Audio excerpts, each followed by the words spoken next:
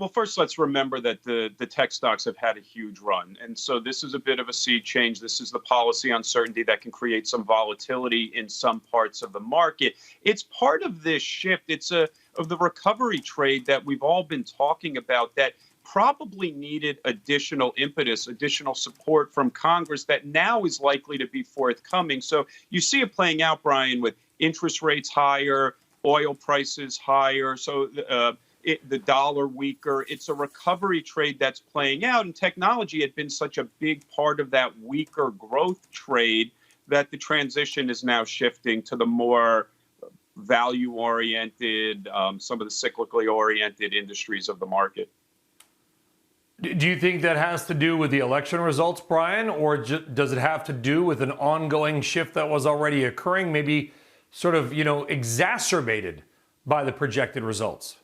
Oh, no, it certainly has to do with the election results. So this is a recovery that was taking place. We knew the Fed was all in. We saw what we got from a divided government with regard to additional fiscal support. Now, this changes that. So this raises the prospect of a Biden administration with many of the same players that we saw in 2009 coming in this time, providing additional fiscal support than what we got during the global financial crisis. And so what that does is that puts further support behind the economic recovery, and it's why you're seeing interest rates up, oil prices up, the more value-oriented parts of the market outperforming the growthier parts of the market. That's all part of that recovery trade that now gets greater support from a unified government.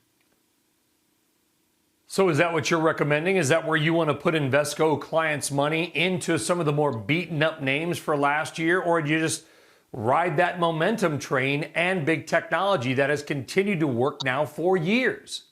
I wouldn't be excluding technology, but the 2021 story is about that recovery trade. So if you go through the implications, higher rates, cyclical stocks outperforming, value-oriented stocks outperforming, smaller and mid-cap outperforming, emerging markets outperforming in a weaker dollar environment, that recovery trade should play out in 2021 because it should be an environment where the economy is accelerating and policy becomes more supportive. I think what investors need to be clear about, though, is that ultimately that recovery trade will give way to a more modest expansion. Now, that's not likely a 2021 story, but as we move beyond, this economy recovers from the depths of the coronavirus crisis.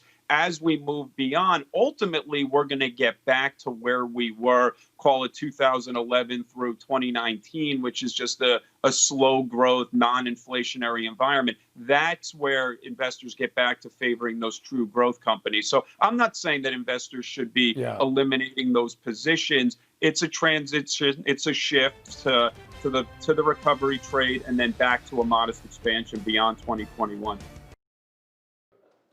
Shepard Smith here. Thanks for watching CNBC on YouTube.